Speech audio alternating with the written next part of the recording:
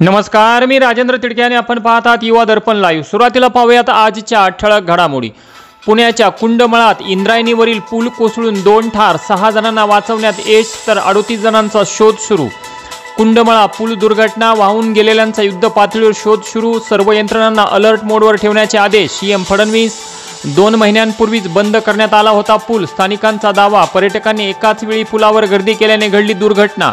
कुंडमळातील पर्यटकांच्या मृत्यूसाठी प्रशासन जबाबदार, सुषमा अंधारेंचा गंभीर आरोप। आणि केदारनाथ जवळ हेलिकॉप्टर कोसळले, 7 जणांचा मृत्यू, मृतांमध्ये महाराष्ट्रातील 2 जणांचा समावेश।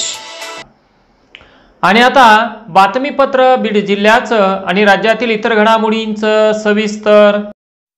पोलीस अधीक्षक बीड यांनी अवैध धंद्याविरुद्ध कारवाई करण्याचे आदेश दिलेले आहेत। त्यावरून पोलीस निरीक्षक श्री शिवाजी बंटेवाड, स्थानिक गुन्हे शाखा बीड यांनी अवैध धंद्यांचे समूळ उच्चाटन करण्यासाठी, अवैध धंदे करणाऱ्यांची गोपनीय माहिती काढून कारवाई करण्यासाठी स्थानिक गुन्हे शाखा पथकांना सूचना दिलेल्या आहेत।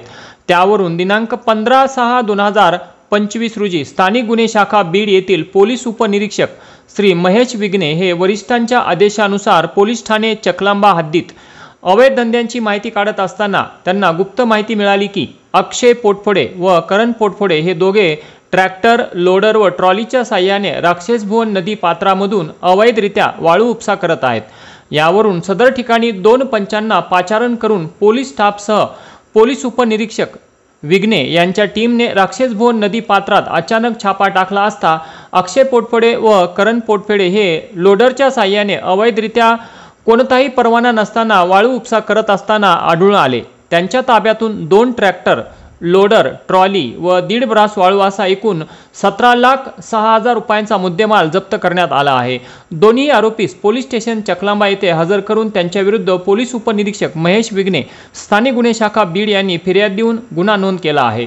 सदरची कामगिरी पोलीस अधीक्षक श्री नवनीत कामत, अप्पर पोलीस अधीक्षक श्री सचिन पांडकर, एलसीबीचे प्रमुख पीआय शिवाजी बंटेवाड यांच्या मार्गदर्शनाखाली पीएसआय महेश विघ्ने, सहाय्यक फौजदार जायभाये, पोलीस हवालदार राजू पठाण, महेश जोगदंड, राहुल शिंदे, बाप्पासाहेब घोडके, सुनील राठोड यांनी मिळून केले आहे।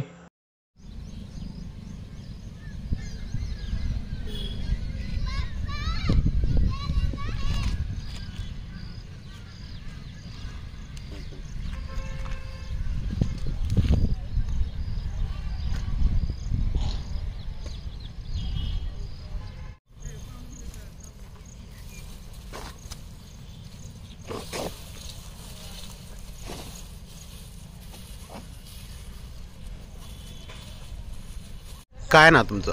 कल्याण भालचंद्र वाणी, गाव लिंबा गणेश। काय सध्या परिस्थिती कांद्याची?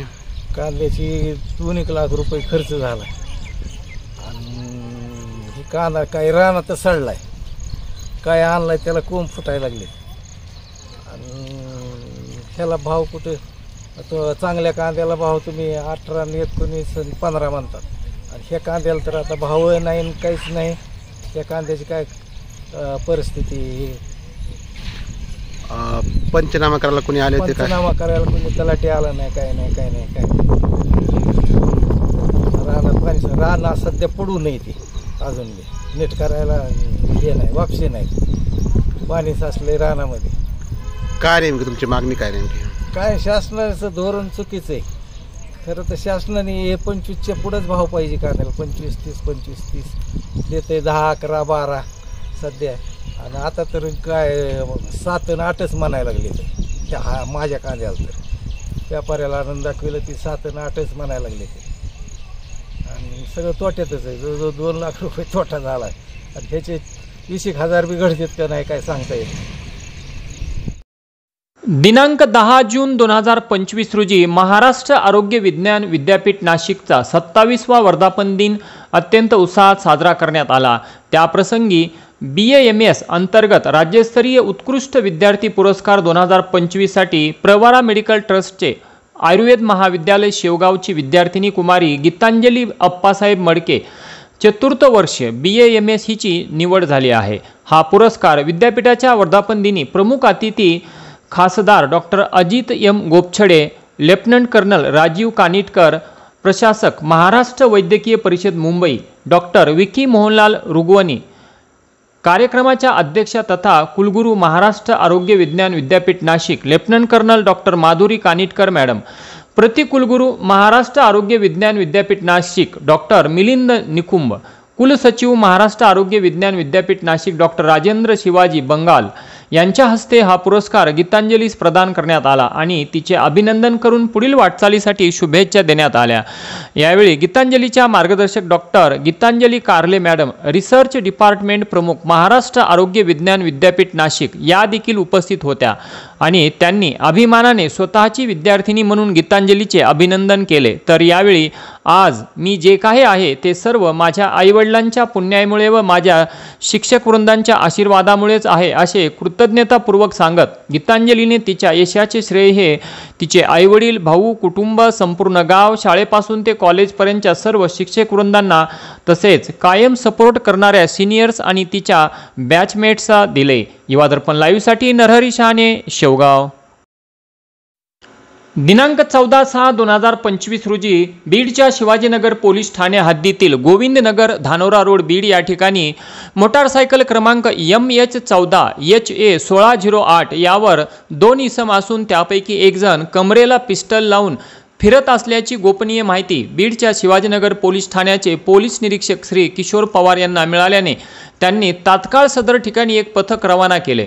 सदर पथकाने त्या ठिकाणी जाऊन सापळा रचून ते थांबले असता मोटारसायकलवरून आलेल्या 2 इसमांना त्यांनी थांबवण्याचा प्रयत्न केला असता ते करपरा नदीकडे पळून जाऊ लागले।